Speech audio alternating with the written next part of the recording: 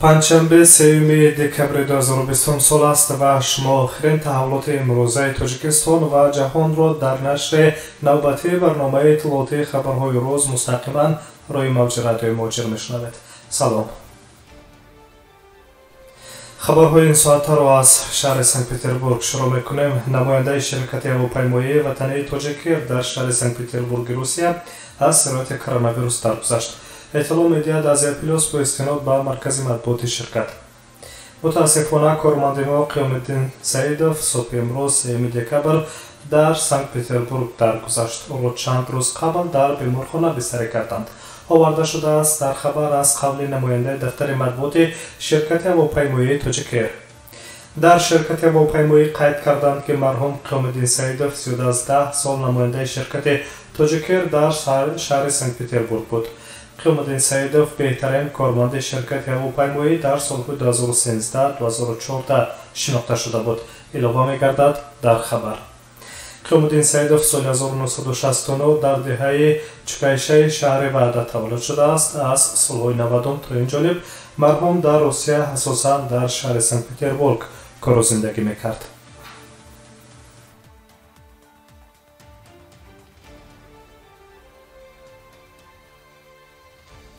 ادامه نشر خبری از سنت پتربورگ به مسکو برمیگردیم و موضوع دیگر. مقامات مسکو انتظار دارند که اقتصاد مسکو تا میانه سال آینده وقتی که اکثر محدودیت‌ها بیکار کرده می‌شوند به برقرار شوی شروع می‌کند.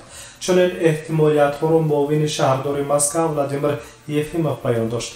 در افیر شبکه تلویزیونی روسیه 24 ولادیمیر یفیموف گفت که مقامات پایتخت روسیه انتظار دارند که میانه برقرارسازی نقشه اقتصادی را در میانه سال 2021 وقتی امیدوارند که شهرداری میتواند اکثر محدودیت‌های موجوده را برطرف کند. در گفته این مقامدار حکومت شهر مسکو، امسال کاهش حجم محصولات ناخالص منطقوی در نظر است. اگر درباره اقتصاد سال جاری سخن رانیم، ما کاهش حجم مجموعی محصولات منطقوی را در سطح 3-4% انتظار می‌شویم. این از آنی که در اول پیش بینی شده بود کمتر است، گفته است ولادیمیر یفیموف معاون رئیس شهر مسکو. اینچنین گفته می شود که در سال جاری صرف نظر از محدودیت‌ها کارخانه‌ها در یک قطار سال‌ها به نشان دهنده‌های خوب رسیدند. با حساب میانه کارکرد محصولات خوراک عمومی عملاً با سال‌های گذشته قریب برابر شد و از درآمد سال گذشته این بخش 10-15% عقب ماند. اگر شما با سودای مال‌های غیر عضوی نظر اندازید، ما نسبت به سال گذشته 10-15% فرقیت تورم را می‌بینیم، گفته است معاون رئیس شهر مسکو ولادیمیر یفیموف.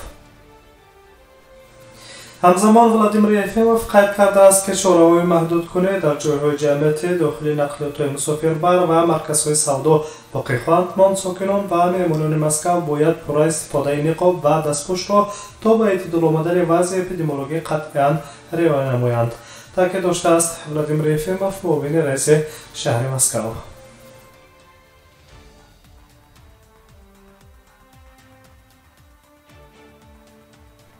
خبرهای این ساعت تاجیکستان و جهان را مستقیما در روی موج رادیوی موجر میشنوید و از روسیه به خوجند تاجیکستان میرویم. در شهر خوجند جلسه نوبتی کمیسیون تاجیکستان و ازبکستان آید به نقلیات اتومبیلی برگزار گردید. خبر می‌دهد خدمات مطبوعات وزارت نقلیات جمهوری تاجیکستان. در این ملاقات معاون وزیر نقلیات تاجیکستان شایسته سیدمرادزاده و معاون وزیر نقلیات ازبکستان دوران دهقانوف شرکت ورزیدند. در جریان جلسه کمیسیون مشترک گوید به همکاری‌های نقلیاتی روی اتومبیلگردی دو کشور جانب‌ها ضرورت توسعه همکاری‌ها را در ساحه نقلیات در زمینه رشد سرعت کووید 19 تاکید کردند. جانب‌ها درباره گشودن خط‌سیرهای نوی مسافربری و ترانزیتی نیز مکالمه نمودند. شایسته سیدمرادزاده و دوران دهقانوف اینچنین تامین امکانات علاوه‌ای ترانزیتی امضای سازشنامه 20 سالگی تاجیکستان و ازبکستان را درباره همکاری در ساحه نقلیات اتومبیلی و مساعدت در حرکت نقلیات‌های دو کشور در خط‌سیرهای بین‌المللی را بررسی کردند. در ملاقات اینچنین استفاده تکنولوژی‌های نوین رقمی برای ترانزیت تنظیم مال و محصولات دو کشور نیز به بررسی گرفته شد.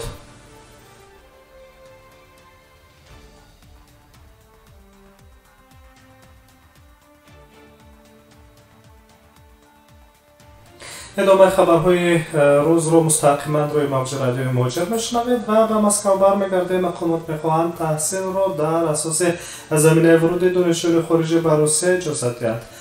سناتورهای پالاتای بالای پارلمان روسیه از حکومت درخواست کردند که تحصیل را در روسیه اساس زمینه ورود دانشجویان خارجی در دوره پاندمی کرونا ویروس به روسیه اجازه دهند. در این باره رهبر کمیته شورای فدراسیه اوید به معارف، علم و فرهنگ لیلیا گومیرова در صحبت با خبرنگاران ابراز نظر کرده است. تحصیل در کشور ما برای ورود دانشجویان خارجی به روسیه اساس نیست. ما به موافقه رسیدیم که با حکومت برای آموزش چنین امکانات همکاری کنیم، گفته است لیلیا گومیرova در پی یک جلسه بین دو-روی در این موضوع. با گفته وی نتیجه های مانیتورینگ نشان می‌دهد که بنا به بسته بودن سرحدها دانشجویان خارجی از روسیه بیرون ماندند و درس‌های آنها به طور آنلاینی صورت می‌گیرد که نه همه آنها می‌توانند پررو و از روی طلبات جاریه به درس‌ها پیوندند. در حالی که درس‌های آنلاینی هر روز شروع می‌گردد، در یک کشور روز است، در دیگر شام و یا نیمه شب. مشکل تکنیکی و یا اینترنتی نیز دانشجویان خارجی ما دارند. در اکثر موارد بیشتر آنها پورا نمی‌توانند در درس‌های آنلاینی شرکت کنند که این به روند پست گردیدن سطح تعلیم در دانشگاه‌های روسیه سبب می‌گردد. تاکید داشته است در این باره رهبر کمیته شورای فدراسیه اوید به معارف، علم و فرهنگ پالاتای بالای پارلمان فدراسیای روسیه لیلیا گومیرova. علاوه گردیده است که اپیدمی کرونا ویروس در تمام جبهه‌های حیات از جمله تحصیل آثار منفی خود را گذاشته است. لیلیا گومیرova هنگام سخنرانی خود واضح کرده است که 315,000 دانشجوی خارجی تقریبا 100,000 نفرشان در خارج هستند که بیشتر از 200,000 نفر آنها تحصیل را در روسیه در حال حاضر آنلاینی یا در شکل مقرره ادامه داده ایستاده‌اند.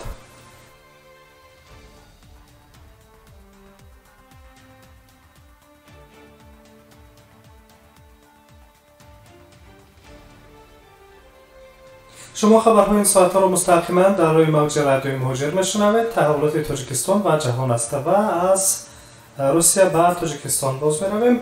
بنا به معلومات بانک ملی جمهوری در تاجیکستان بالاروی قرب دلار و یورو ادامه دارد. برای به حسابگیری و پرداخت‌های بودجه گمرکی بانک ملی قرب اسعار را برای امروز 3 دکامبر مقرر کرد. از جمله $1 در جمهوری 11.3 سومانی، 1 یورو 13.5 سومانی و 1000 روبل به 148 سومانی برابر میباشد. همین طریق قرب اسعار خارجی با پول نقد در نقطه‌های مبادله اسعار تاجیکستان نیز تغییر یافت. طبق اطلاع رسمی دلار را با نرخ از 11.30 تا 11.33 سومانی خریدن ممکن است.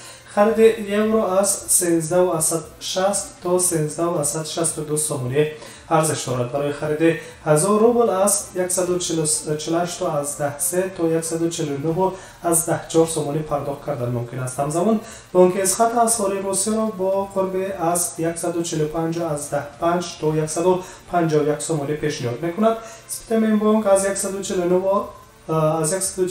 تا 152.5 سومانی روبل روسیه را به سودا برآورده است و 1000 روبل را در الف بانک با قرب از 149 تا 151.5 سومانی وصل کردن ممکن است.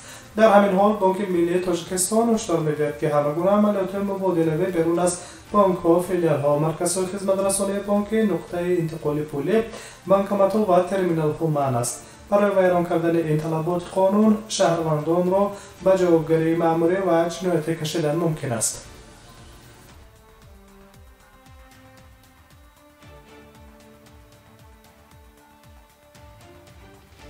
شما در این ساعت تحولات آخرین تاجیکستان و جهان را مستقیما در این روز و در این ساعت روی موج رادیوی مهاجر شنیدید. سلامت باشید و شما استراحت با فراغت تمام می‌سازیم.